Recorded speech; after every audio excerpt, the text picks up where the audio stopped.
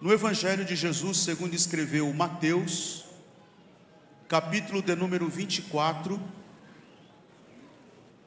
eu quero ler apenas os 3 primeiros versículos do capítulo 24.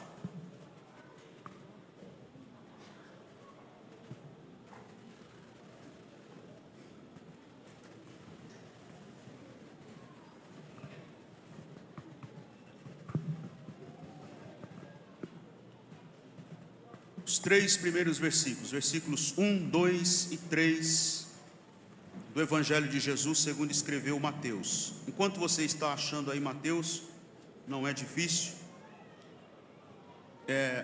Eu queria pedir que desligasse esse ventilador,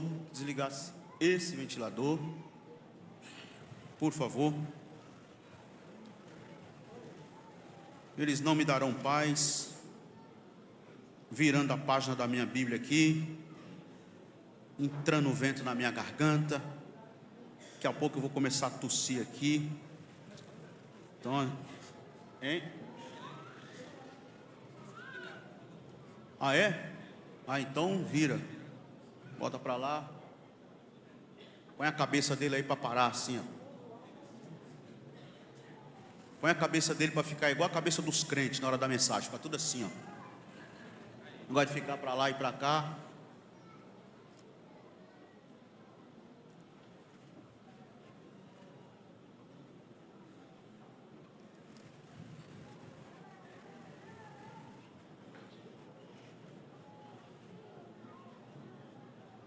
Evangelho do Senhor Jesus, segundo escreveu Mateus, capítulo de número 24. Não sei se é possível também me ajudar no retorno, o irmão sonoplasta, por favor. Dá só um toquinho para mim aqui no retorno, que o som que eu ouço está aí na igreja, e aqui no retorno está quase zero. Se o irmão me ajudar, um pouquinho mais de som no retorno, só aqui, ó, vai ficar ótimo. Mateus capítulo 24, versículos 1, 2 e 3, ouçam o que diz. Jesus saiu do templo e enquanto caminhava, os seus discípulos se aproximaram para lhe mostrar as construções do templo. Ele, porém, lhes disse: vocês estão vendo todas estas coisas? Em verdade lhes digo que não ficará aqui pedra sobre pedra que não seja derrubada. Jesus estava sentado no Monte das Oliveiras, quando os discípulos se aproximaram dele, e em particular lhe pediram: diga-nos quando essas coisas vão acontecer, e que sinal haverá da sua vinda e do fim dos tempos. Algumas traduções, como essa que está aqui, revista e corrigida, essa aqui é corrigida fiel, o texto diz aí, ó: estando assentado no Monte das Oliveiras, chegaram-se a ele os seus discípulos em particular, dizendo: dize-nos, quando serão essas coisas? Que sinal haverá da tua vinda e do fim do mundo? Ponto de interrogação, uma pergunta dos discípulos para Jesus, usando a expressão fim do mundo. Na minha tradução aqui, fim dos tempos. Na revista atualizada, usa a expressão consumação dos séculos. Não sei quem de vocês aí tem essa tradução, mas independente da tradução que você tem, a ideia é dar ênfase a esta pergunta dos discípulos, que foi uma pergunta que eles fizeram a Jesus: quando serão estas coisas? Que sinal haverá da tua vinda? Vejam que esta é uma preocupação antiga, não começou ontem. Há mais de 2000 anos os discípulos estão preocupados, perguntando a Jesus: que sinal haverá da sua vinda e do fim do mundo? Pai bondoso, quero te dar louvor mais uma vez pela tua graça a nós dispensada, pelo privilégio de mais uma vez abrirmos a Tua palavra, na confiança plena de que o Senhor falará aos nossos corações. Ajuda-nos nesta noite, dar-nos a Tua palavra, não o que queremos ouvir, não o que nos agrada ouvir, mas aquilo que o Senhor quer falar, aquilo que precisamos ouvir, aquilo que temos necessidade de ouvir e de receber do Senhor. Em nome de Jesus, amém. Amém. Deixe sentar.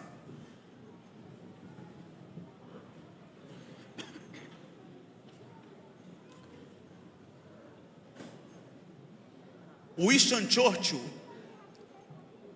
foi um dos grandes estadistas, dos mais, poderia dizer, respeitados do mundo ocidental. Ele quase que sozinho e com as suas próprias mãos conseguiu salvar a Inglaterra no final da Segunda Guerra Mundial. O grande evangelista Billy Graham, que já era mundialmente conhecido, esteve várias vezes em Londres, na Inglaterra, e em uma de suas visitas à Inglaterra, ele esteve com Winston Churchill. Na verdade, ele fez algumas visitas ao Winston Churchill.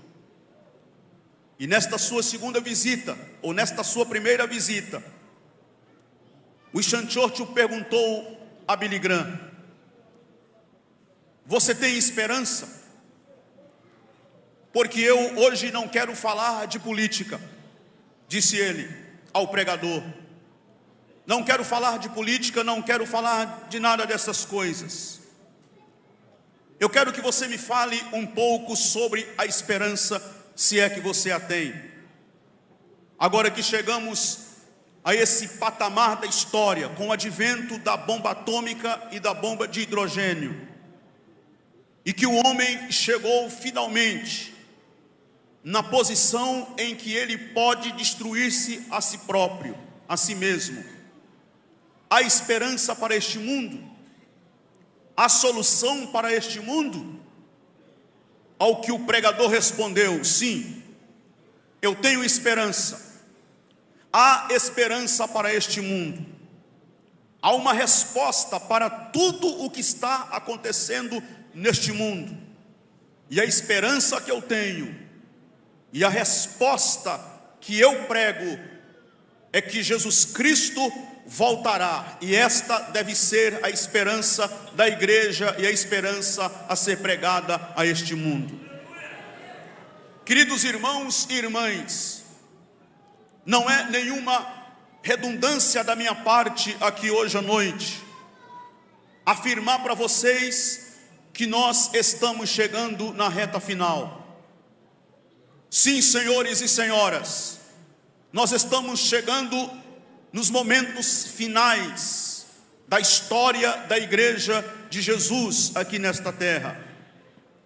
Esta esperança do retorno de Cristo é uma esperança milenar, porque foi o próprio Jesus, antes mesmo de ir à cruz, antes mesmo de ser torturado como foi torturado e cruelmente espancado e pregado naquela rude cruz, segundo o relato do evangelista João, no Evangelho de Jesus segundo escreveu João, capítulo de número 14, versículo de número 1, palavras de Jesus registradas ali: não se turbe o vosso coração, credes em Deus, crede também em mim.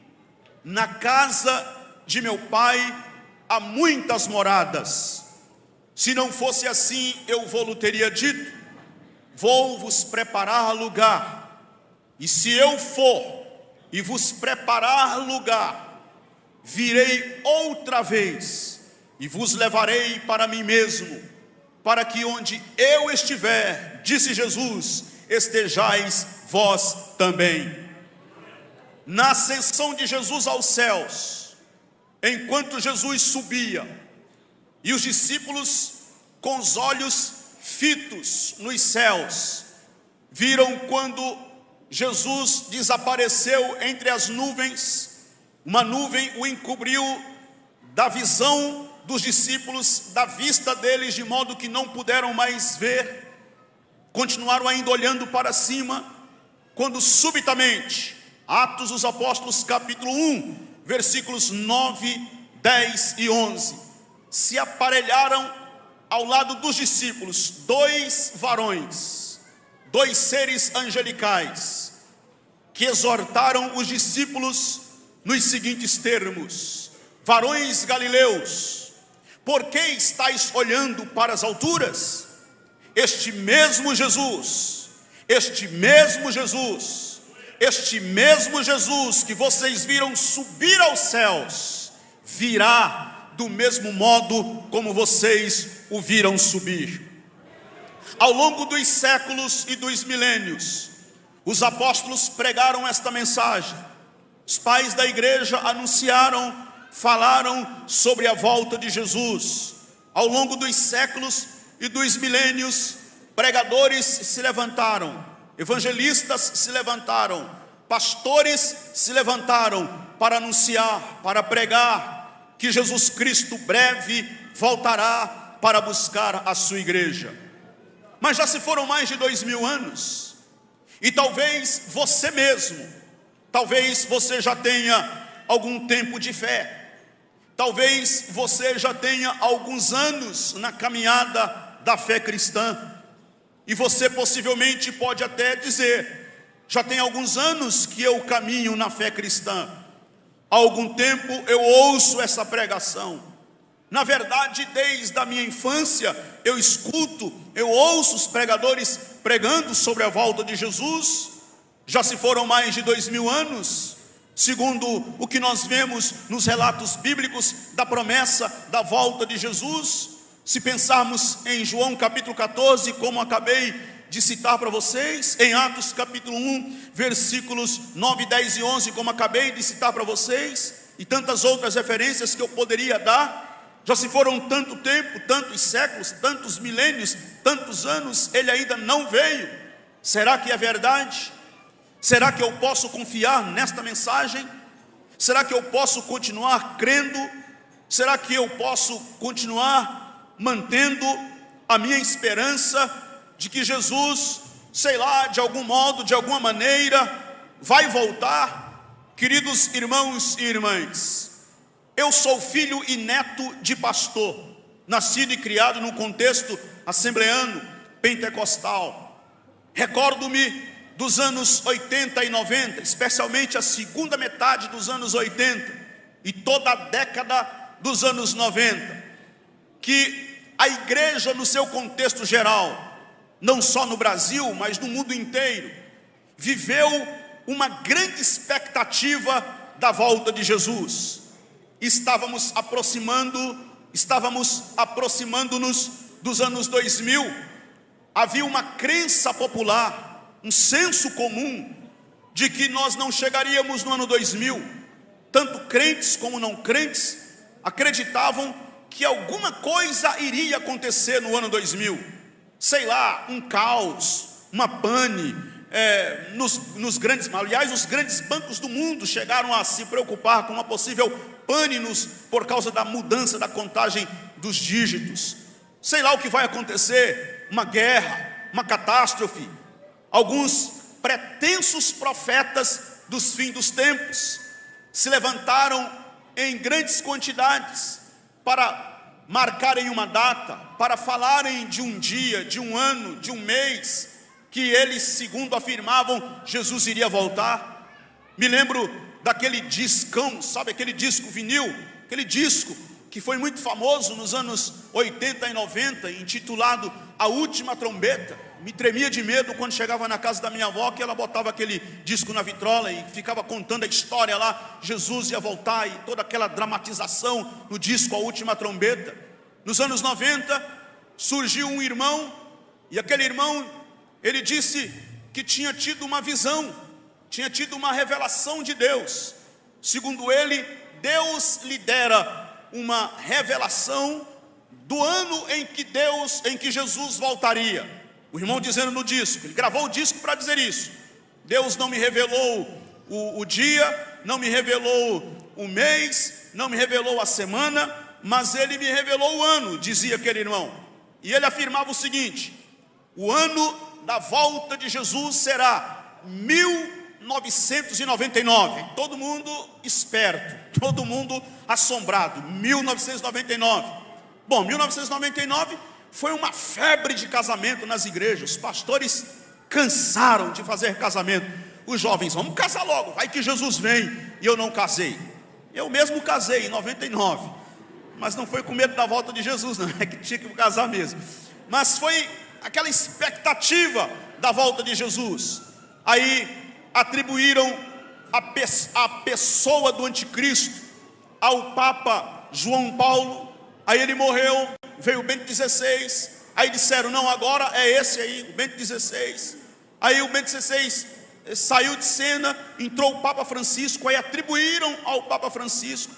Enfim, nos anos 90, o mercado automobilístico lançou um carrão grande. Sabe aquele carrão grande? Uma van com nome besta.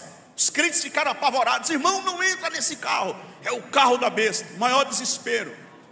Me lembro dos seminários. Hoje está na moda, né? As campanhas com os mais diferentes títulos, os mais diferentes temas de campanhas, desde os mais coerentes, se é que eu posso dizer assim, até os mais estranhos, os mais bizarros. Na moda as campanhas de 12 dias para 12 meses de vitória, e por aí vai. Nos anos 90, não era moda a campanha nas igrejas. Os irmãos aí de mais anos sabem do que eu estou falando. A moda, se é que eu posso chamar assim, eram os seminários de escatologia. E aí convidavam professores de escatologia para dar uma aula, para falar. Ficava uma semana inteira ali na igreja, estudando, os irmãos com caneta na mão, com a Bíblia aberta, estudando sobre escatologia. Eu não sou nenhum especialista na escatologia, mas é uma disciplina que eu gosto muito da teologia, desde a minha mais tenra idade. E eu me lembro, eu com uns 10, 11, 12 anos de idade, sentado nos primeiros bancos da igreja, com os olhos estatalados assim, vendo o professor ensinando. E o auge da aula, o momento esperado daquela aula, era quando o professor ia falar sobre os códigos de barras. Lembram? Código de barra, chegando nos mercados. E aí ele dizia, irmão, cuidado, porque no código de barra está o número da besta. Eu não sei que matemática era aquela. Eu sei que eles somavam, dividiam, multiplicavam, tornavam dividir, e eu não sei que matemática era. Eu sei que o resultado dava 666. Cuidado quando for ao supermercado, exortava o professor, não compre, olhe os produtos. Se tiver código de barra, não compra, você vai estar levando a marca da besta para sua casa. Hoje vocês sabem que é impossível comprar qualquer produto que não passa pelo sistema de leitura de código de barras, principalmente agora com a era do Pix. Eu até alguns anos há 5 anos atrás, eu achava impossível quando alguém dizia, vai desaparecer a cédula, vai desaparecer dinheiro. Eu dizia, não, isso não pode, não vai acontecer isso nunca, pois já está acontecendo. Se perguntar aqui hoje quem tem dinheiro aí, eu acho que pouquíssimos vão levantar a mão. É Pix, todo é Pix. Eu fui dar uma ajuda para um pedinte no Farol. E aí eu falei para ele, filho, eu não tenho dinheiro. Ele disse, não, mas eu tenho Pix. No Farol. Eu falei, qual é o seu Pix? Fiz um Pix ali para ele no Farol. Pedinte com a plaquinha pedindo esmola. Tem Pix. Então vejam bem, o que eu estou querendo dizer com isto? Estou querendo dizer com isto que houve uma mudança de tempo. Nós estamos agora experimentando um novo momento, um novo tempo na história. Mas o mais problemático, o mais dramático de tudo isto, que eu quero pensar com vocês aqui hoje rapidamente, é que, não obstante a esse novo momento, a esse novo tempo, a esta mudança drástica no cenário da história mundial, o que eu me preocupo? Me preocupo com o que foi o cenário da igreja nos anos 70, 80, 90. E o que é o cenário da igreja evangélica atual? Século 21, pós-modernidade, nesse ambiente cada vez mais secularizado. Essa é a minha preocupação, porque nos anos 80, 70, 80, 90, a igreja inteira viveu uma grande expectativa da volta de Jesus.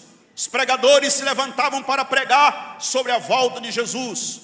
O tema dos congressos, de missões a círculo de oração, de jovens a adolescentes, até nos congressos de crianças, os temas eram voltados para a volta de Jesus. Os nossos cantores cantavam sobre a volta de Jesus. Os nossos compositores compunham cânticos que falavam sobre a volta de Jesus. Os nossos sermões eram sempre falando sobre a volta de Jesus.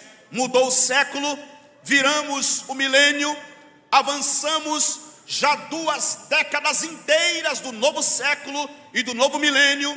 Já estamos praticamente na metade desta segunda década. Já vamos alcançar a 3ª década deste novo século, deste novo milênio.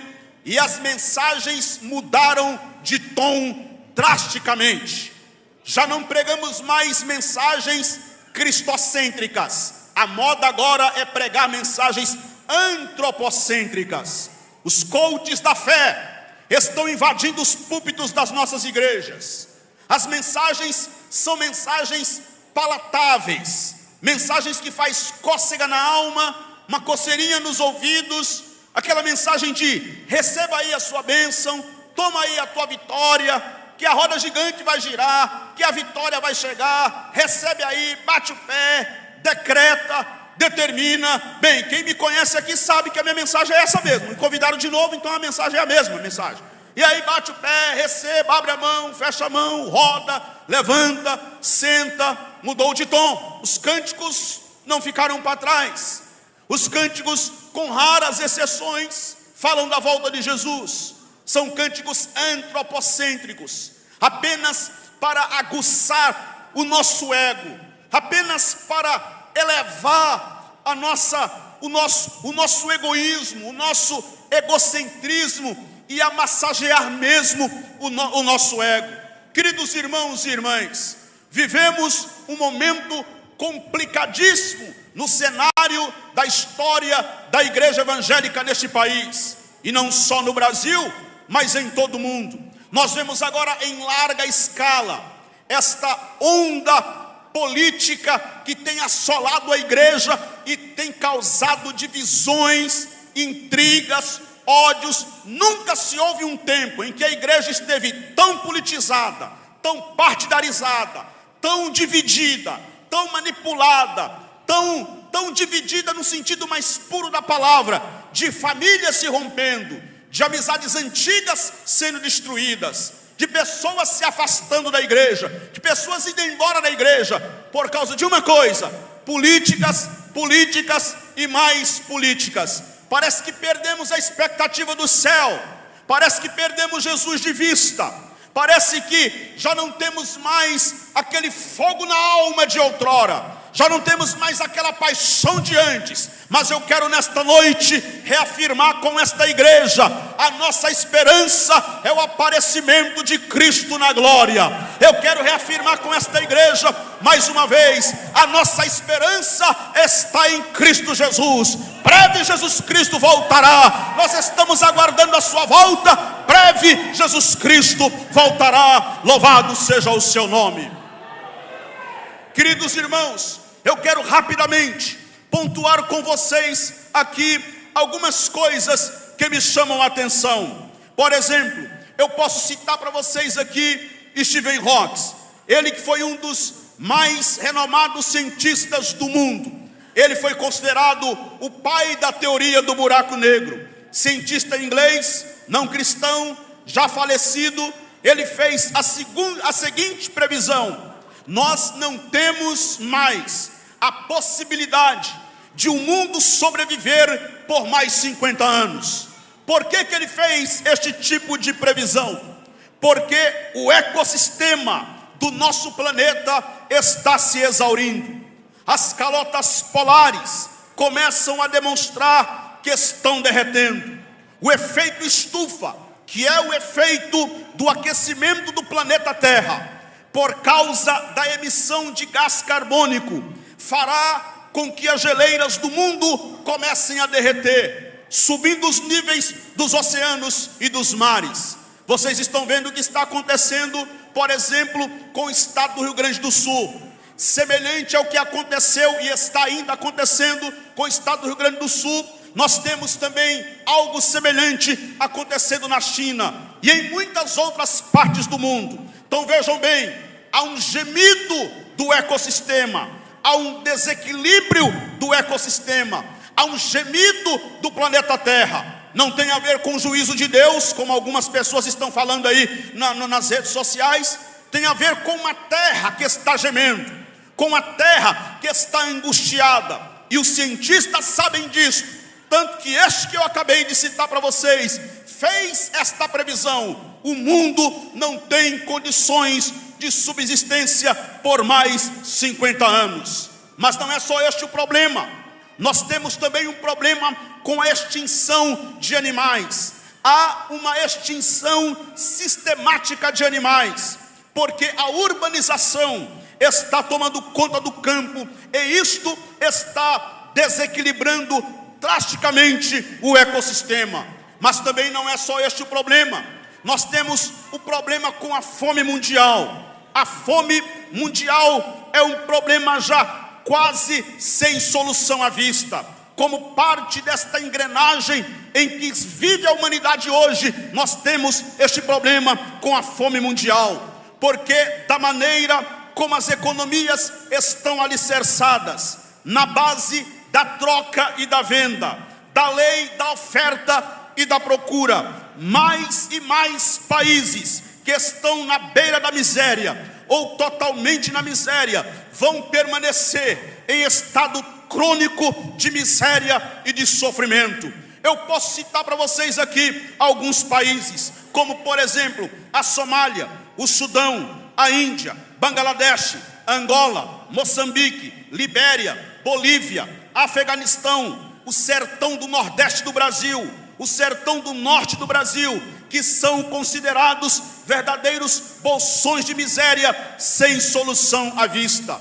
Isto gera cada vez mais uma revolta nas nações, um ódio cada vez maior, que vai inclusive insuflando os projetos de guerras trágicas, traumáticas e odiosas, como é toda a guerra que acontece no cenário mundial. E falando em guerra, o século XX, século passado, foi considerado o mais violento século de toda a história da humanidade, porque só no século XX, só no século passado, nós tivemos duas grandes guerras mundiais. A Primeira Guerra Mundial em 1914, a Segunda Guerra Mundial a partir de 1939 até por volta de 1945. Nós tivemos um problema com Hitler, Adolf Hitler, que no final da Segunda Guerra Mundial foi responsável pela morte de mais de 6 milhões de judeus em câmeras de gás,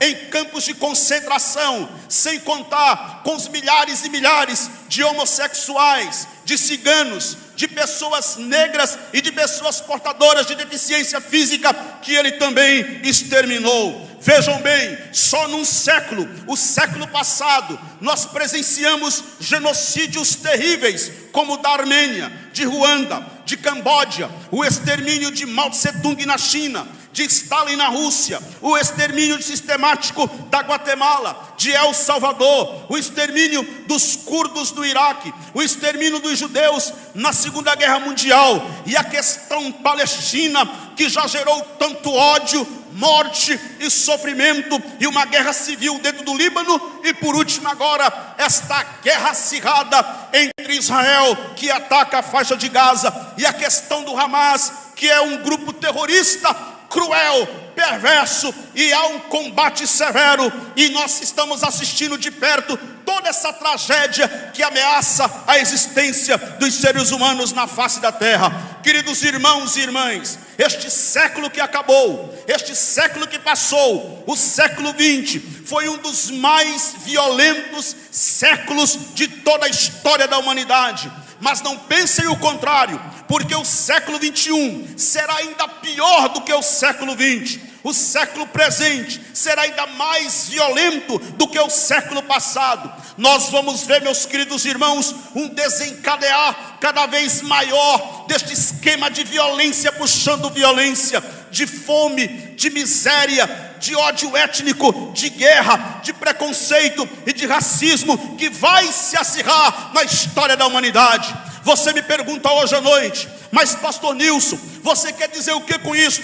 Você quer nos falar hoje à noite que nós já estamos no fim do mundo? Não, meu irmão, minha irmã, eu não tenho condições de lhe fazer esta afirmação, mas eu posso lhes assegurar que com certeza nós já começamos a experimentar aquilo que Jesus falou em Mateus capítulo 24 e chamou de o princípio das dores. Por que o princípio das dores? Porque pela primeira vez a falência do sistema não é mais local, não é mais pontual, agora é global. Você me diz hoje à noite: mas guerra sempre houve, ódio étnico sempre houve, crise política sempre houve, crise social sempre houve, crise econômica sempre houve. Sim, sempre houve, mas nunca em uma escala global. Pela primeira vez na história da humanidade, nós estamos vivendo e vendo que os problemas que afetam o país não é o problema que afeta um país, mas são problemas que afetam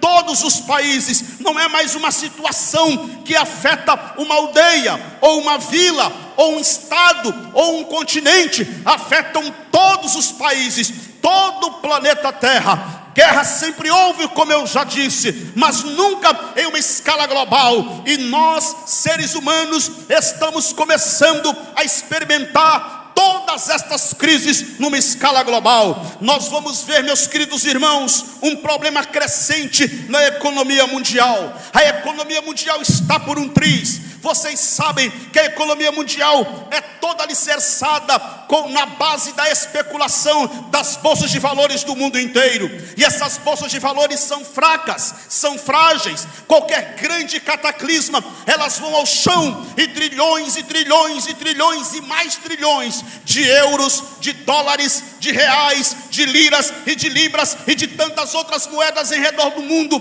desaparecerão da noite para o dia, e o mundo inteiro vai experimentar uma crise econômica cruel e fatal. Você me diz hoje à noite: pastor Nilson, eu não estou entendendo o que você veio pregar no 19º Congresso dos Ceifeiros Missionários aqui em Paba. Você veio nos pregar a teologia do medo? Você veio colocar pânico em nós? Não, senhores e senhoras, não é esse o meu objetivo. Eu não sou profeta do caos, não vim pregar terror e não vim colocar pânico no coração de ninguém. O que eu vim dizer é o seguinte: todas estas coisas estão acontecendo, é cumprimento da palavra de Deus. E o que é que nos resta agora? Jesus Cristo disse: todas estas coisas acontecerão. Mas quando todas estas coisas estiverem acontecendo, não baixem as vossas cabeças, não fiquem apavorados, não tenham medo. Ao contrário, levantem bem as vossas cabeças, porque num desses dias nós vamos ouvir o alarido de Deus, a trombeta vai soar, os mortos ressuscitarão e a igreja será arrebatada para o encontro do Senhor Jesus Cristo nos ares. Quantos aqui têm esta esperança? Levante as suas mãos para os céus e glorifique o nome do Senhor. Aleluia, aleluia, aleluia. O que é o fim do mundo? É a pergunta que normalmente se faz. O que é o fim do mundo? Como será o fim do mundo? Primeiramente eu quero te dizer: o fim do mundo não tem nada a ver com as previsões de Nostradamus. O fim do mundo não tem nada a ver com as profecias da mãe Diná. O fim do mundo não tem nada a ver com as pretensas revelações de pretensos profetas que se levantaram para marcar uma data, para dizer o mundo vai acabar em 99, vai acabar em 2012, vai acabar, sei lá, em 2021, 2030, em 2000 não sei quanto. Não tem nada a ver com o fim do mundo. As pessoas ficam especulando, preocupadas, com atenção a tudo isso. Aí olham para os filmes que são produzidos em Hollywood, com essa ideia cinematográfica do fim do mundo. Eu quero te dizer, meu irmão, minha irmã, que o fim do mundo não tem a ver com estas questões. O fim do mundo está mais intimamente ligado com o que Jesus falou na sua palavra, de um reino eterno que será implementado, e quem vai reinar não é um ditador, não é um facínora, como foi Idi Amin ou Pol Pot na Camboja. Quem vai reinar é o Rei dos Reis e Senhor dos Senhores, é o Cristo de Deus que vai reinar com a sua igreja. O que é o fim do mundo? Vamos ver quais são os pontos que nós podemos pensar aqui hoje à noite, a partir da Bíblia, que vai lançar luz na nossa esperança e na nossa expectativa de que breve Jesus Cristo voltará. Em primeiro lugar, o fim do mundo será uma aceleração da história. O que é o fim do mundo? Em primeiro lugar, será uma aceleração da história. Eu vou pedir que você abra a sua Bíblia comigo rapidamente, na carta que o apóstolo São Paulo escreveu aos Romanos. Carta do apóstolo São Paulo aos Romanos, capítulo de número 8, versículo de número 22. Ouçam o que diz o apóstolo São Paulo em Romanos 8 e 22. Porque sabemos que toda a criação a um só tempo geme e suporta angústias até agora. Agora aproveite que você está com a sua Bíblia aberta e vá comigo para a primeira carta do apóstolo São Paulo aos Tessalonicenses. Primeira carta do apóstolo São Paulo aos Tessalonicenses, capítulo de número 5, versículo de número 1. Olha o que o apóstolo São Paulo escreveu na primeira carta aos Tessalonicenses, capítulo 5, versículo de número 1. Irmãos, no que se refere aos tempos e às épocas, não há necessidade de que eu lhes escreva, porque vocês sabem perfeitamente que o dia do Senhor vem como ladrão à noite. Quando andarem dizendo paz e segurança, eis que lhes sobrevirá repentina destruição. Agora olha o que Paulo diz: como vêm as dores de parto, como vêm as dores de parto, aquela que está grávida, e de modo nenhum escaparão, como vêm as dores de parto à mulher que está para dar à luz, e de modo nenhum escaparão. Como as dores de parto de uma mulher, os eventos se desencadearão com maior velocidade, com mais rapidez. As coisas vão começar a se desencadear com maior velocidade. Por que eu fiz questão de ler essas duas referências? Romanos 8, 22, 1 de Paulo aos Tessalonicenses 5, do 1 ao versículo do número 3. Porque vejam bem, meus queridos irmãos, a revista e atualizada usa a expressão angústia, conforme a minha que eu li para vocês aqui no versículo 22 do capítulo 8. Mas a revista e corrigida também está correta, que usa a expressão dores de parto. Que é que Paulo queria dizer com dores de parto? Dores de parto a que está para dar à luz. No versículo do número 22 do capítulo 8, Paulo diz: porque sabemos que toda a criação a um só tempo geme com dores de parto, sente angústia. O que é que Paulo quer dizer com esta metáfora das dores de parto de uma mulher? Todas as mamães que estão aqui hoje à noite sabem muito bem o que isso significa. A mulher sente dores de parto, mas as contrações tem um espaço entre uma contração e outra. Vem uma contração, aí o espaço vai diminuindo. Se a contração era a cada 30 minutos, vai caindo. De 20 em 20 minutos, contração, vai diminuindo. De 15 em 15, de 10 em 10, 5 em 5, até que essa mulher está sentindo contrações sucessivas corra logo com esta mulher para o hospital, porque esta criança vai nascer. Paulo usa esta metáfora das dores de parto de uma mulher. Vocês podem prestar bem atenção. Antigamente, a cada 40, 50 anos, uma notícia de grande impacto que abalava o mundo inteiro. Hoje não, os acontecimentos mundiais, as catástrofes, os fenômenos naturais que acontecem, o clima tenso que acontece em todo o planeta, acontece de forma tão frequente, tão sucessiva, que quase, praticamente, nós já nos acostumamos com as tragédias. Agora mesmo, se você abrir o seu celular aí, e você for em qualquer página de notícia, vai se deparar com inúmeras notícias, agora mesmo, acontecendo em redor do mundo. O que Paulo quer dizer com a metáfora das dores de parto de uma mulher? É que os eventos vão ganhar velocidade, a história vai ganhar velocidade, os eventos vão ganhar ímpeto, e as coisas vão acontecer com maior velocidade. O que é que está acontecendo, meus irmãos e irmãs? A terra está gemendo, a natureza está gemendo, a terra está se contorcendo de dores, como aquela que está grávida e sente que chegou a hora de dar à luz a sua criança. A terra geme, a natureza geme, a igreja está gemendo, o Espírito está gemendo, e tudo nos mostra: Jesus Cristo voltará, Jesus Cristo voltará, Jesus Cristo voltará. Significa dizer, meus queridos irmãos, que essas dores de parto vão começar a desencadear processos históricos, e quando todas estas coisas estiverem acontecendo, fiquem com os olhos bem abertos. À medida que a história for ganhando velocidade, levante a vossa cabeça, porque breve, muito em breve, nós vamos ouvir o alarido de Deus, a trombeta vai soar, os mortos vão romper com a sepultura, e esta igreja vai romper os céus, o espaço sideral, ao encontro do Senhor Jesus Cristo nos ares. Levante as suas mãos para os céus, assim com a minha. Se você tem esta esperança, se você crê, levante a sua mão e diga comigo: Maranata. Diga comigo: Maranata, Maranata. Ora vem, Senhor Jesus. Esta é a esperança da igreja. Louvado seja o nome do Senhor.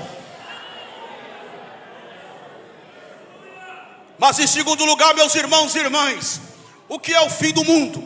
O que será o fim do mundo? O fim do mundo será precedido pelo surgimento de uma trindade maligna. O fim do mundo será precedido por uma trindade maligna. Eu vou pedir que você abra a sua Bíblia comigo mais uma vez, na segunda carta do apóstolo São Paulo aos Tessalonicenses. Eu gosto de pregar aqui no Congresso de Missões em Paba, porque sei que esta igreja gosta de Bíblia, gosta da palavra. Ou eu estou enganado? Ou eu estou enganado? Será que mudou? Será que não gosta mais de palavra? Gosta ou não gosta de palavra? Então pegue a sua Bíblia, vamos lá, vamos adiante. Eu preciso acelerar aqui na minha fala. Segunda de Paulo aos Tessalonicenses, capítulo 2, versículo de número 1. Ouçam a exortação do apóstolo São Paulo. Irmãos, no que diz respeito à vinda de nosso Senhor Jesus Cristo e a nossa reunião com Ele, pedimos que vocês não se deixem demover facilmente de seu modo de pensar, nem fiquem perturbados, quer por espírito, quer por palavra, quer por carta, como se procedesse de nós. Tinha gente lá na igreja de Tessalônica escrevendo carta em nome de Paulo. Paulo diz: não tem nada a ver, não fui eu que escrevi estas cartas, não pensem que estas cartas vêm de nós, dando a entender que o dia do Senhor já chegou. Ninguém de modo nenhum vos engane, porque isto não acontecerá sem que primeiro venha o quê? A apostasia, e seja revelado quem? O homem da iniquidade, o filho da perdição, o qual se opõe e se levanta contra tudo que se chama Deus, ou é objeto de culto, a ponto de assentar-se no santuário de Deus, apresentando-se como se fosse o próprio Deus. O que é que Paulo está falando aqui? Evidentemente, da pessoa do anticristo. deste grande personagem escatológico, na escatologia futurista, que vai ter um plano de governo único, com poderes satânicos, para governar este mundo por um período de tempo. Nós podemos ver também aqui um sistema, uma ordem de um sistema de coisas. E Paulo diz que esta ordem, que este sistema personificado na pessoa do anticristo, é precedido pela apostasia. A besta, o falso profeta, o anticristo, é essa trindade satânica, esta trindade maligna que surge, esta falsa trindade maligna, no intuito de querer imitar a Deus. Agora vejam, vou pedir mais uma vez, livro do Apocalipse, capítulo de número 16, versículo de número 13. Apocalipse, capítulo de número 16, versículo de número 13. Olha o que o apóstolo São Paulo diz, capítulo 16, versículo de número 13. Apóstolo São Paulo não, perdão, apóstolo João escreveu o Apocalipse. Olha o que ele diz, capítulo 16, versículo de número 13 em diante. Assim está escrito, vejam o que diz: então vi sair da boca do dragão, da boca da besta e da boca do falso profeta. Está vendo aí? 3 espíritos imundos, semelhante a rãs, porque são espíritos de demônios, operadores de sinais, e se dirigem aos reis do mundo inteiro, a fim de ajuntá-los para a batalha do grande dia do Deus Todo-Poderoso. Vocês prestaram bem atenção e perceberam aí que o apóstolo São João escreve esta revelação que ele teve do Apocalipse e fala desta trindade satânica: a besta, o falso profeta e o anticristo. Eu não tenho tempo para me alongar aqui nestas 3 figuras, mas quem é o anticristo? Com segurança será um líder político que irá polarizar em torno de si, porque ele vai prometer paz e vai promover paz e vai conseguir isto, inclusive à custa de Israel, conciliar o mundo inteiro em torno de suas propostas. Quando este anticristo e a proposta desse anticristo, que inclusive vai fazer maravilhas e milagres, estiverem nos 4 cantos da terra e todos dizendo paz, paz, então sobrevirá repentina destruição. Mas vejam comigo, no Apocalipse, capítulo de número 13, versículo de número 11. Apocalipse, capítulo 13, versículo de número 11. Ele vai falar da besta aqui agora. Olha o que diz: vi ainda outra besta emergir da terra, tinha 2 chifres, parecendo cordeiro, mas falava como dragão. Ela exerce toda a autoridade da primeira besta na sua presença, e faz com que a terra e os seus habitantes adorem a primeira besta, cuja ferida mortal havia sido curada.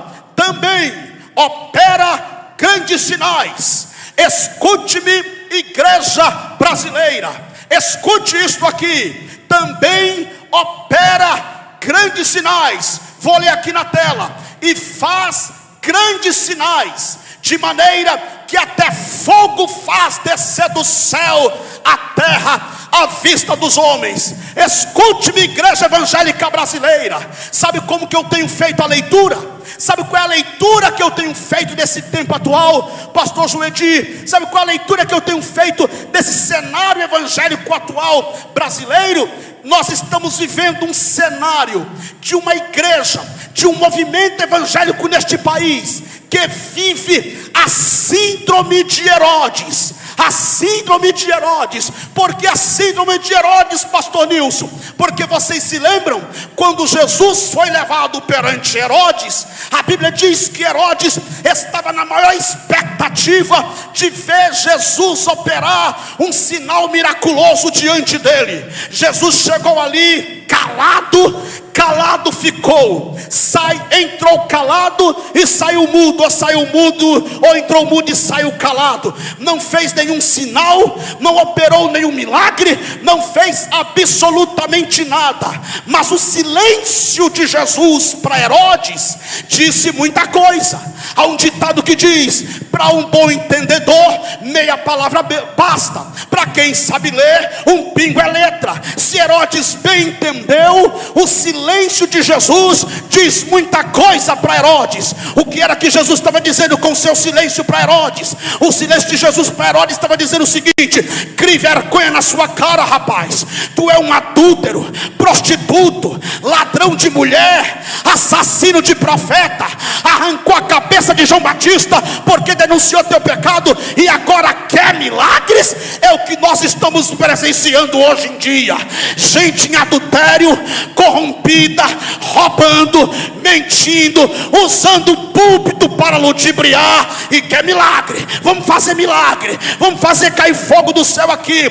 Eu creio em milagres, vocês sabem disso. Eu não tenho nenhuma dificuldade em crer que Deus opera milagres. Eu sou um pregador pentecostal, eu sou um continuista, eu creio nos dons espirituais, eu creio no batismo no Espírito Santo com evidência de falar em línguas. Eu creio que Jesus cura, batiza no Espírito Santo, liberta, faz prodígios e sinais. Mas eu não posso me calar, e eu não vou me calar diante desses corruptos, fanfarrões, prostitutos do evangelho que estão nos púlpitos das igrejas para enganar. A sua capa vai cair, a sua máscara vai cair, porque com Deus não se brinca, de Deus não se zomba, Deus não se deixa escarnecer. A besta também fará sinais, fará prodígios, fará alguns espetáculos para encantar o povo, mas esta igreja crê somente naquele milagre do nome escrito no livro da vida.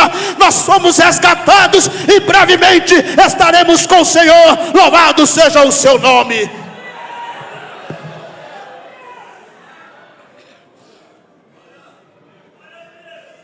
Eu continuo a leitura do texto, quando diz: faz com que a terra e os seus habitantes adorem a primeira besta, cuja ferida mortal havia sido curada. Também opera grandes sinais, de maneira que até faz descer fogo do céu sobre a terra, diante de todas as pessoas.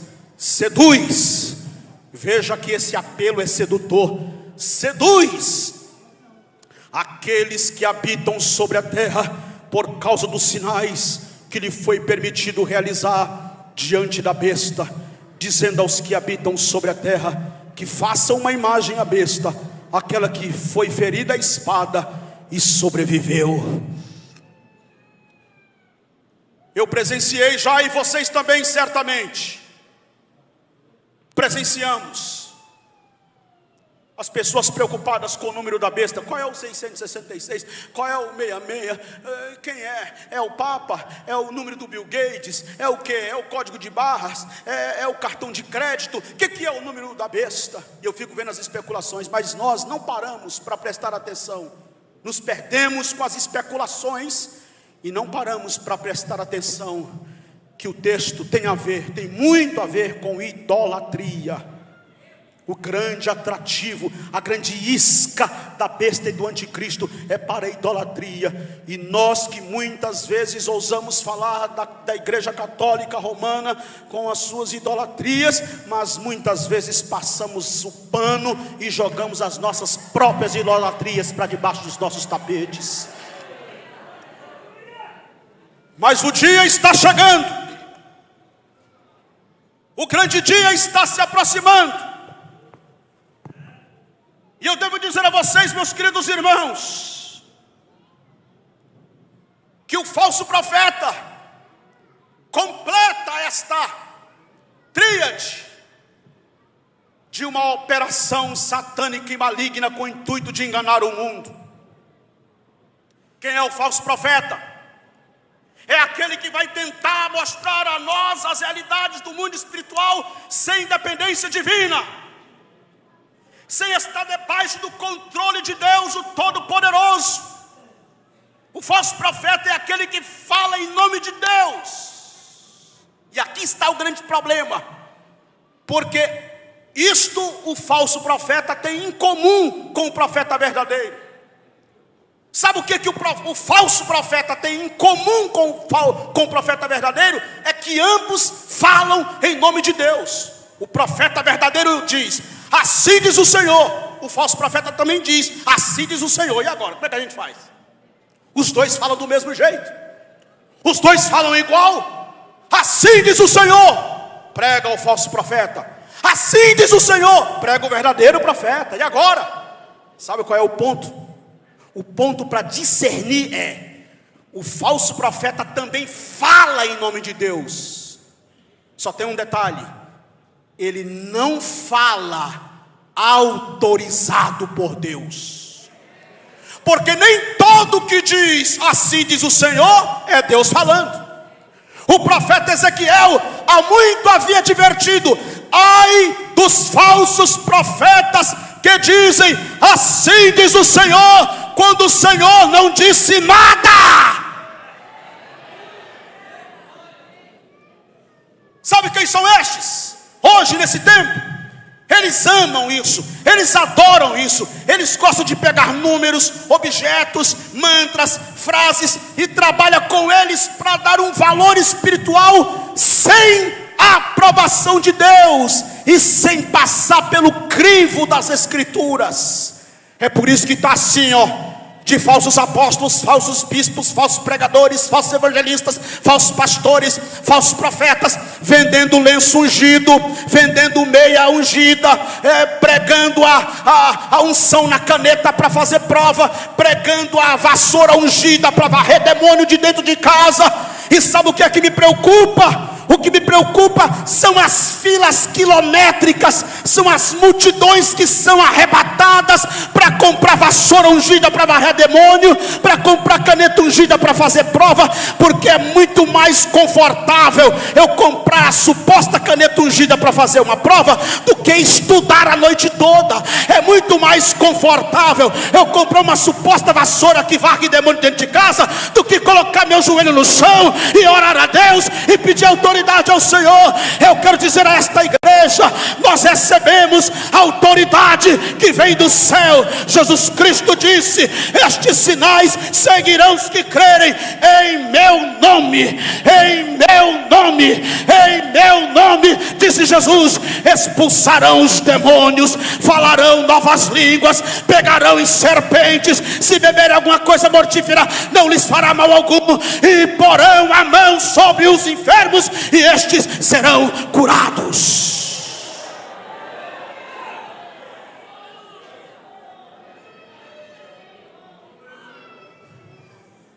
Três, que é o fim do mundo. Em terceiro lugar, o fim do mundo será precedido por dois grandes momentos históricos. Quais são? Princípio das dores e grande tribulação. Princípio das dores e grande tribulação. Vou pedir para o irmão sonoplasta mais uma vez me ajudar no retorno, por favor. Dê mais retorno aqui, por favor. O fim do mundo será precedido por dois grandes momentos históricos: princípio das dores e grande tribulação.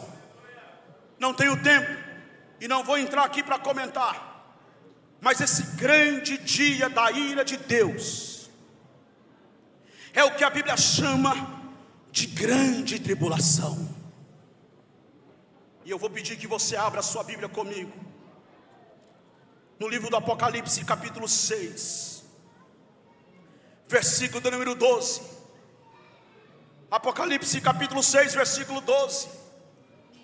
Vi quando o Cordeiro quebrou, abriu o sexto selo, e olhei, e eis que houve um grande terremoto na terra, e o sol tornou-se negro como saco de silício ou de crina, e a lua tornou-se como sangue.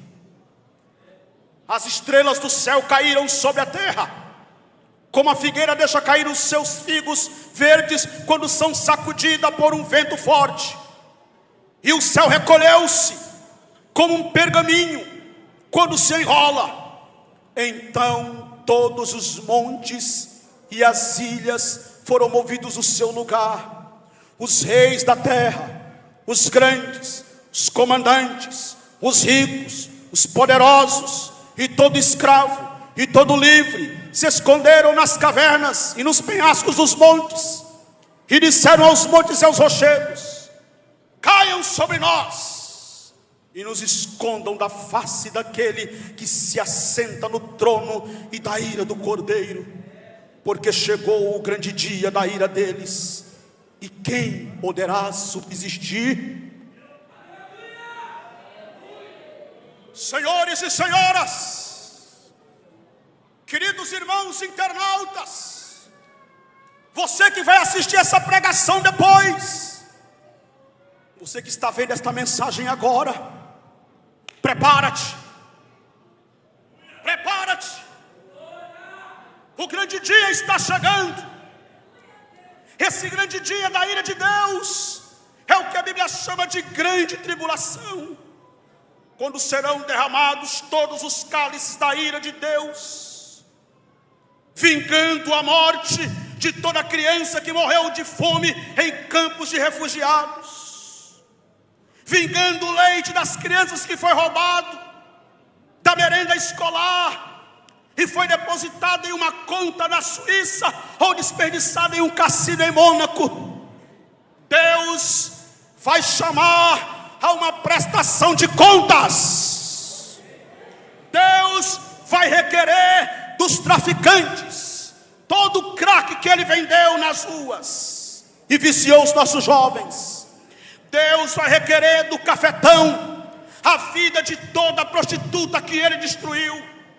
Deus vai requerer dos grandes bancos do mundo as suas burras cheias de dinheiro à custa da miséria do povo. Vai sim, Deus vai requerer. Deus vai requerer todo adultério que nunca foi confessado.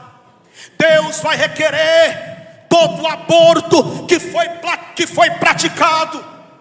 Haverá um dia de prestação de contas, e todo aborto que foi praticado, todo inocente que foi privado a vida por abusos,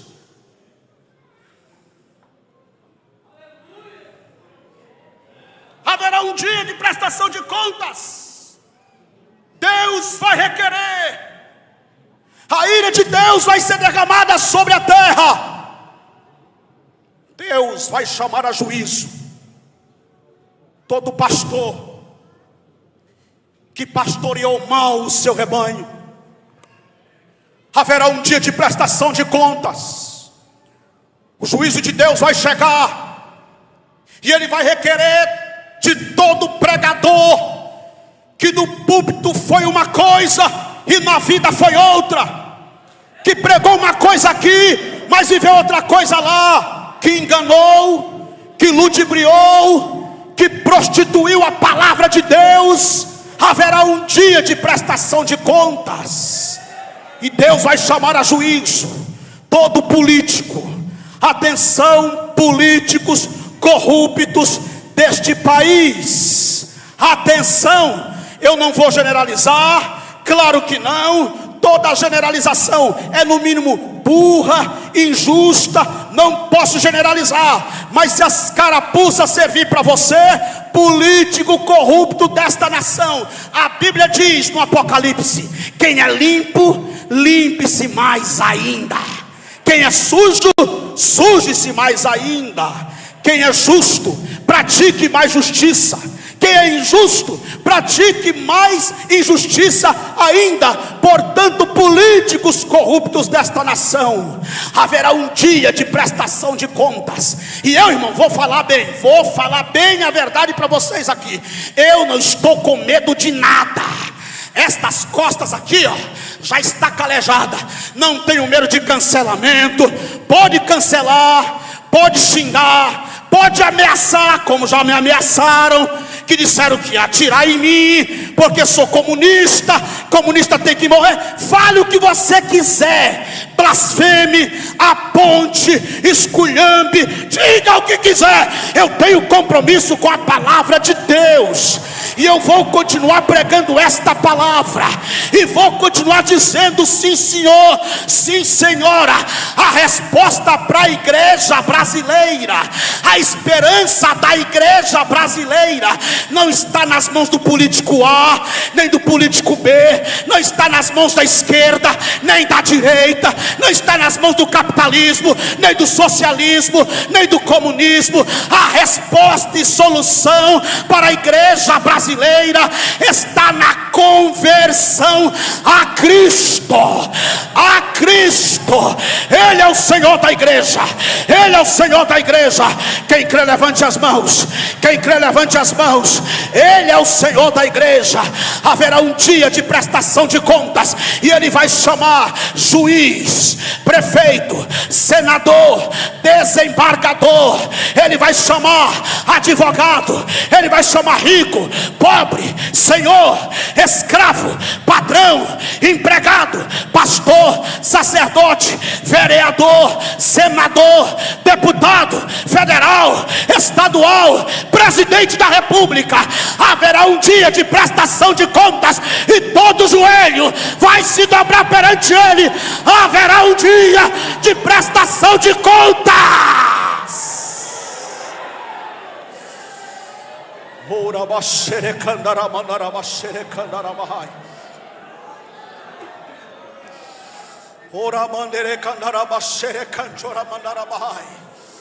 Eu sinto a presença de Deus aqui nesta noite. Eu sinto uma glória maravilhosa do Espírito de Deus falando conosco, falando com a sua igreja.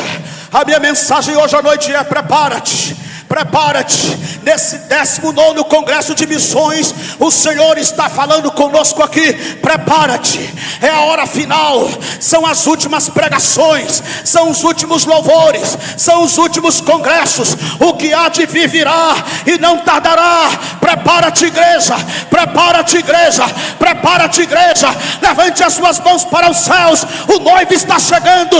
A tempestade cairá sobre a terra, mas o noivo está chegando. Te cubra com sangue, te jogue ao pé da cruz, converta-te ao Senhor, prepara-te.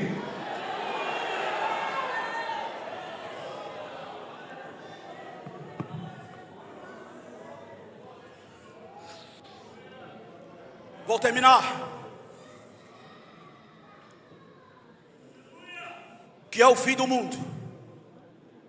Quarto lugar, o fim do mundo será precedido pela volta gloriosa de Jesus Cristo para buscar a sua igreja. Vou repetir: o fim do mundo será precedido pela volta gloriosa de Jesus Cristo para buscar a sua igreja. Pastor, quando será? Não sei. Como será? Não sei. Pastor, quem é que está certo? Os pré-tribulacionistas que pregam que Jesus vai arrebatar a igreja antes da grande tribulação? Ou os mid-tribulacionistas que pregam que Jesus vai vir no meio da grande tribulação? Ou os pós-tribulacionistas que pregam que Jesus vai vir após a grande tribulação? Quem está certo? Os amilenaristas? Quem está certo? Bem, eu não estou aqui para defender nenhum tipo de corrente. Eu só estou aqui para dizer o seguinte: pouco me importa agora quem está certo. Só há um ponto que me importa aqui: Ele vem. Ele vai voltar. Como? Não sei. Quando? Não sei. Perguntaram para o evangelista Billy Graham: Doutor Billy Graham, diga-nos, afinal de contas, Jesus vem antes ou depois da grande tribulação? Sabe o que foi que Billy Graham respondeu? Billy Graham disse o seguinte: irmão, se você não está preparado para enfrentar a grande tribulação, você também não está preparado para subir no arrebatamento da igreja. Então fique preparado, o que vier primeiro a gente enfrenta. Mas eu estou esperando Jesus hoje. Estou esperando Jesus agora. Estou esperando Jesus hoje. Estou esperando Jesus agora. E eu vou ler com vocês aqui mais uma referência. Na primeira carta do apóstolo São Paulo aos Tessalonicenses, capítulo de número 4, versículo de número 13. Primeira carta do apóstolo São Paulo aos Tessalonicenses, capítulo 4, versículo de número 13. Eu vou ler até o versículo de número 17. Quando eu terminar de ler no versículo de número 17, eu vou pedir que toda a igreja levante a Bíblia assim aberta para o céu, e nós vamos fazer um coral e vamos dizer assim: Maranata, Maranata, Maranata, ora vem Senhor Jesus. Combinado? Combinado? Eu vou ler e após a leitura nós vamos fazer isto, porque eu estou ansioso pelo retorno de Jesus, eu estou ansioso pela volta de Jesus, eu tenho que pregar a volta de Jesus, eu tenho que anunciar a vinda de Cristo, até que Ele venha, até que Ele venha. Aliás, a ceia é uma demonstração disso, a Santa Ceia é uma demonstração dessa realidade. Paulo, escrevendo na primeira carta aos Coríntios, ele diz exatamente isto, que quando nós participamos do pão, participamos do cálice, anunciamos a vinda do Senhor até que Ele venha. Então vamos lá, primeira de Paulo aos Tessalonicenses, capítulo 4, versículo de número 13. Ouçam o que diz: irmãos, não queremos que vocês sejam ignorantes acerca dos que já dormem, para que não vos entristeçais como os demais que não têm esperança. Porque se cremos que Jesus morreu e ressuscitou, assim também aos que em Jesus dormem, Deus os tornará a trazer com Ele. Dizemos-vos, pois, isto, pela palavra do Senhor, que nós, os que ficarmos vivos para a vinda do Senhor, não precederemos os que dormem, porque o mesmo Senhor descerá do céu com alarido e com voz de arcanjo e com a trombeta de Deus, e os que morreram em Cristo ressuscitarão primeiro. Depois nós, os que ficarmos vivos, seremos arrebatados juntamente com eles nas nuvens, a encontrar o Senhor nos ares, e assim estaremos sempre, sempre com o Senhor. Levante a sua Bíblia agora, diga bem alto: Maranata, Maranata, Maranata. Mais forte, igreja: Maranata, Maranata, Maranata, Maranata. Ora vem Senhor Jesus. Oh, aleluia. Fique em pé comigo agora em nome de Jesus, igreja. Aleluia, aleluia, aleluia.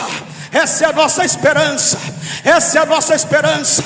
Breve Jesus Cristo voltará, e eu quero convidar você, meu amigo, amigo que ouviu esta mensagem hoje à noite. Você não tomou nenhuma decisão por Jesus ainda, você não confessou Jesus como Senhor e Salvador de sua vida, você ainda não teve um encontro com Cristo. Eu te convido hoje, saia do seu lugar e venha aqui à frente agora, porque nós queremos orar por você. Você que quer entregar a sua vida para Jesus hoje, você que diz assim: eu preciso me preparar diante de Deus, eu preciso me entregar a Cristo, eu preciso me converter dos meus pecados. Saia do seu lugar e venha aqui à frente agora. Você que está afastado do Evangelho, você que se afastou, foi embora, parou na caminhada, hoje é o dia. Volte para os pés do Senhor, volte-se para a cruz. Saia do seu lugar, venha aqui à frente agora. Você, meu irmão, você, minha irmã, que diz: pastor, eu quero mais avivamento na minha vida, eu quero mais fogo no meu coração, eu quero mais fogo na minha alma para esperar Jesus com as minhas lamparinas acesas. Também saia do seu lugar e venha aqui à frente agora. Nós vamos orar juntos agora em nome de Jesus. Enquanto você vem, eu gostaria de cantar com a igreja aquele cântico antigo que o Rafael certamente sabe, e ele diz assim: muito em breve vai sair uma notícia,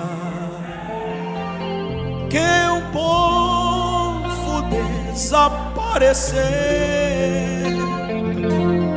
Era um povo muito humilde, que aqui muito sofreu. Aquele povo era povo de Deus. Onde está aquele povo? Onde está a primeira vida para Jesus? Onde está Onde está o afastado? Você, meu irmão, minha irmã, que quer receber avivamento de Deus, fogo na alma, fogo no coração, vem à frente, pode vir à frente. Nós vamos orar por você nesta noite.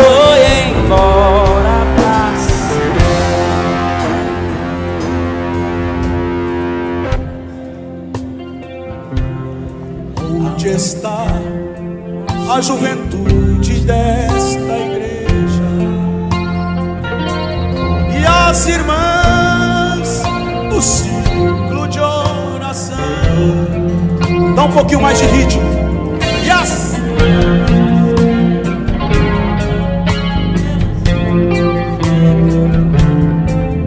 elas também foram.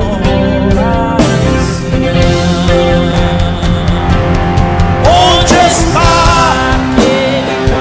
Pode vir, vem. Vem mais à frente, vem mais à frente. Onde está? Vamos receber aqui.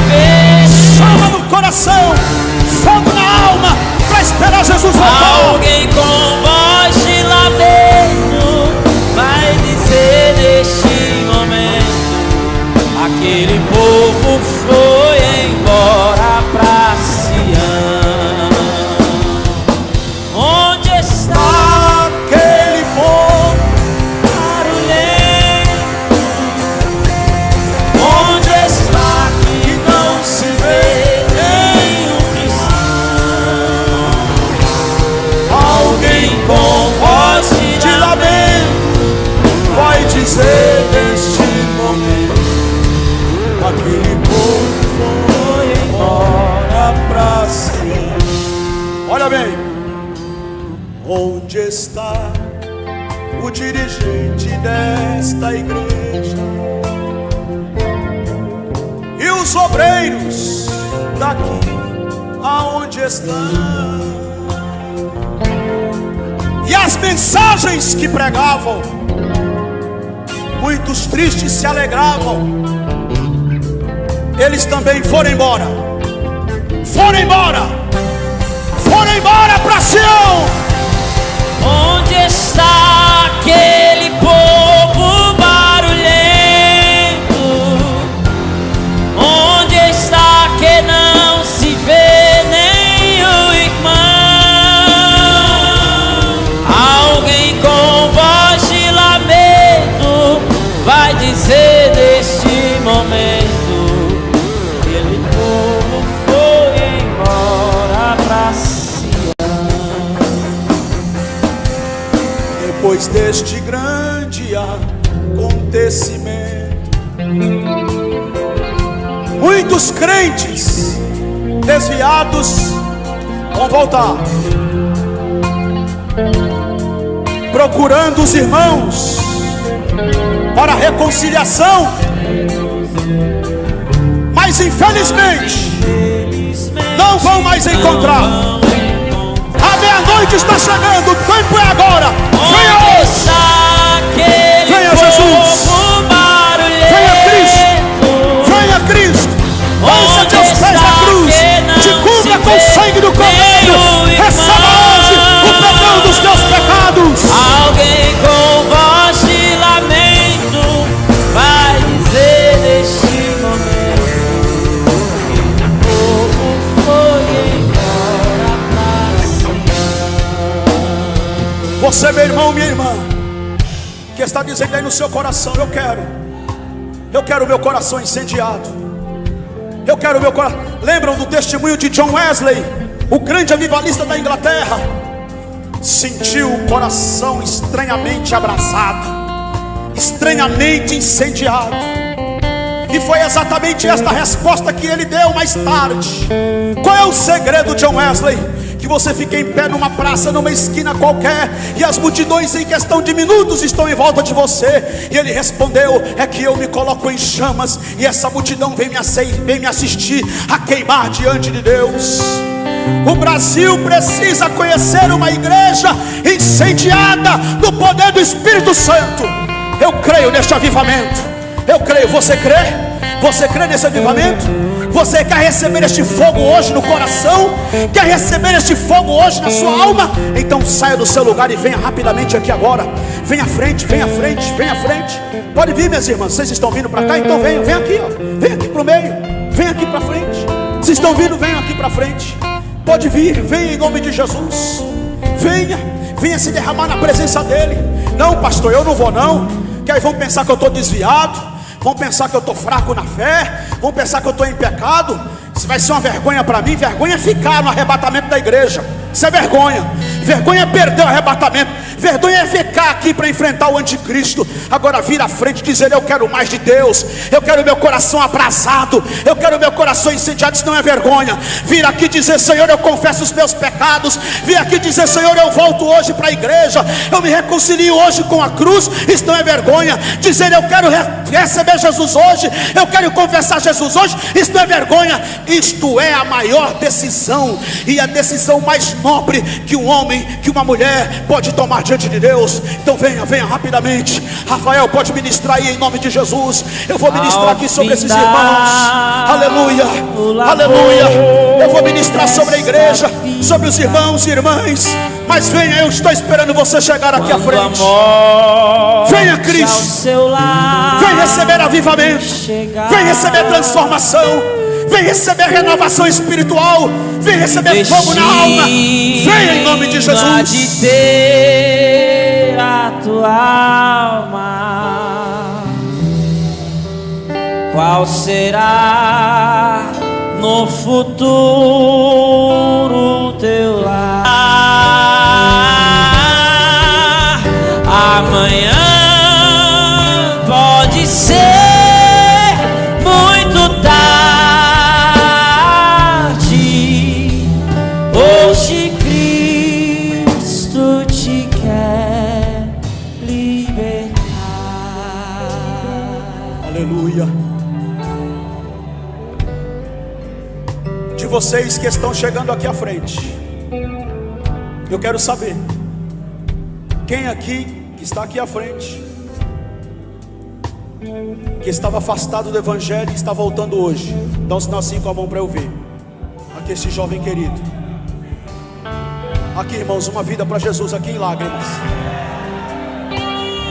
Quem mais? Quem mais estava afastado e está voltando aqui? Dos que estão aqui à frente. Estava afastado e está voltando. Quem mais? Tem mais? A outra pergunta: quem aqui nunca tinha entregado a sua vida a Jesus, nunca tinha levantado a sua mão para Jesus, nunca tinha feito uma decisão por Cristo, está vindo hoje a primeira vez e aqui está entregando a sua vida a Jesus? Dê um sinal assim com a mão para ouvir. De vocês que estão aqui à frente. Alguém? Tem alguém aqui à frente? Tem alguém? Tem alguém aí atrás, na galeria, que veio hoje aqui, nunca entregou a sua vida a Jesus, nunca confessou Jesus publicamente, mas hoje você está dizendo: eu quero hoje, eu quero entregar a minha vida a Cristo. Eu tomo hoje a decisão por Jesus, de me render a Ele. Quero a partir de hoje ser um crente lavado, remido no sangue de Jesus. Onde está você? Vem à frente. Se estiver aqui à frente, dê um sinal. Se estiver aí atrás, também vem à frente, dê um sinal e vem à frente. Terceira pergunta: quantos de vocês aqui já são crentes em Jesus, comprados, lavados no sangue do Cordeiro, mas você está aqui à frente dizendo: eu quero mais fogo na alma, eu quero mais azeite na minha botija, eu quero mais fogo no coração para esperar Jesus voltar? Levante a mão. Todos. Aleluia. Tem mais alguém aí? Mais algum irmão, mais alguma irmã que diz: pastor, eu já sou crente, lavado no sangue do Cordeiro, mas eu quero hoje tomar essa decisão por Jesus. Irmãos, não há uma proposta mais extraordinária do que a proposta de seguir a Cristo. Eu sempre conto isso com muita emoção. Dia 16 de dezembro de 1990, eu estava dentro do tanque de batismo para ser batizado, 12 anos de idade. Eu estava tão empolgado com o evangelho, tão apaixonado por Cristo. 12 anos, o pastor fazendo a minha profissão de fé, e eu não estava nem prestando atenção no que ele estava falando, eu só balanceava a cabeça. Então, estava tão entusiasmado que eu só balançava a cabeça e dizia no meu coração: Jesus, eu te seguirei para o resto da minha vida. Custe o que custar, haja o que houver, eu te seguirei para o resto da minha vida. E tem sido assim ao longo desses quase 46 anos que vou fazer agora no mês de setembro, 46 anos de idade. Perdi meu pai, ainda era adolescente, meu pai morreu jovem, 40 anos de idade, já sou mais velho dele do que ele hoje, da idade que ele tinha quando faleceu. Passei por poucas e boas, altos e baixos, e tenho enfrentado os vendavais, e as estradas escabrosas, espinhosas, os montes e vales, e as dificuldades, e todos os dias, eu tenho dito, e renovado o meu compromisso com Jesus, dizendo: Senhor, eu te seguirei para o resto da minha vida. Está de pé a promessa. A promessa que aquele menino pregador fez dentro do tanque de batismo ainda está de pé. Eu te seguirei para o resto da minha vida. Você me pergunta: mas pastor, você já pensou em parar de pregar? Muitas vezes. Muitas vezes. Quem aqui não? Muitas vezes. E eu nem vou falar para vocês qual foi a última vez que eu pensei em parar de pregar, para vocês me escandalizar, porque não faz muitas horas. Mas todas as vezes que eu falo eu não vou mais, o Espírito Santo fala para mim assim: prega mais uma vez. Eu vou e prego. Não, Jesus, agora bom, agora deu, é a última vez. Aí Jesus fala: não, vai mais uma vez. Agora tá bom, Jesus, agora não vou mais. Não, vai mais uma vez. Vai mais uma vez. Vai mais uma vez. E assim eu vou até os últimos dias da minha vida. É isso que eu quero. Eu quero, como Paulo disse lá no final da sua vida: o tempo da minha partida está próximo. O tempo da minha partida está próximo, que eu já estou sendo derramado por aspersão de sacrifício. Sabe o que é isso? Ser derramado por aspersão de sacrifício. Algumas traduções traz a expressão libação. Sabe o que é isso? É uma vida derramada. É uma vida que é derramada literalmente. É como se você quisesse encher a concha da sua mão com água, e você tentasse segurar a água na mão, e você não consegue, porque a água vaza pelos dedos e se vai. É assim a nossa vida, e é isso que eu quero. Eu quero que a minha vida seja derramada, seja desgastada e seja gasta com a causa e com a pregação do Evangelho, para no último dia da minha vida eu dizer como disse Paulo: combati o bom combate, acabei a carreira e guardei a fé. O que me resta agora é a coroa da justiça, que o justo juiz me dará aquele dia, não somente a mim, mas a todos quanto amarem a sua vinda. Quantos amam a vinda do Senhor? Aleluia. Vamos orar agora com estes irmãos. Pode ministrar com mais um louvor, Rafael, enquanto nós vamos orar agora com estes irmãos. Vamos ministrar agora por estes irmãos, e vamos pedir: Senhor, derrama o teu poder, derrama a tua unção, derrama sobre este jovem, derrama sobre ele, aproxima com ele aqui à frente. Vem, Senhor Jesus. Eu quero orar por este jovem que está voltando para Jesus. Vem, Pai Jesus. celestial, enche do teu poder e do teu Espírito Vem, Santo. Jesus. Faz dele um pregador da tua palavra. Faz dele um pregador do Evangelho. Enche do teu poder e do teu Espírito Santo a vida deste moço, ó Pai. Pai, de igual modo agora nós oramos pela tua igreja, pelo teu povo, vem, pelos teus servos e Jesus. servas. Enche do teu poder agora. Maranata, Enche do teu Espírito Santo agora, vem, Pai. Senhor Vem incendiar o coração da tua Jesus. filha. Vem encher o coração Vem, do teu filho. Jesus. Vem agora incendiá-la, Pai, com o poder Vem, celestial, com o poder do Jesus. céu. Enche agora, Pai. Eu oro a ti nesta noite. Nós clamamos ao Senhor nesta noite. Derrama o teu poder agora. Confiarei, eu nada temerei. Eu irei, pois eu sei que vive estás, e o dia voltarás do céu pra nos buscar, pra sempre reinarás. Aleluia. O fogo do Espírito Santo receba em nome de Jesus. Jesus agora, a chama, o poder, o fogo do Espírito de Deus agora, em nome de Jesus Cristo. Faça arder, ó Pai, no coração da tua serva, faça queimar tua praça, tua altar, com fogo do Espírito Santo. Nós oramos a Ti nessa noite, Pai celestial, Pai poderoso, Pai eterno, enche o teu poder, enche a tua glória, enche a tua ação, enche a Deus, enche na galeria, enche nas galerias, enche na igreja, do fundo, somos a geração que espera a tua volta aqui da glória. Somos a geração que busca a tua face.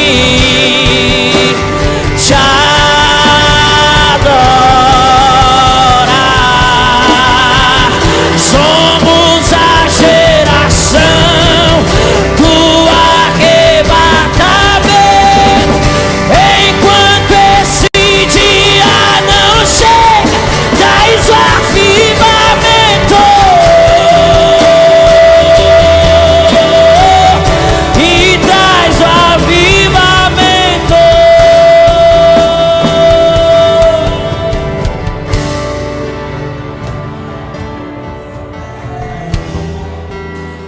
Encontro do novo,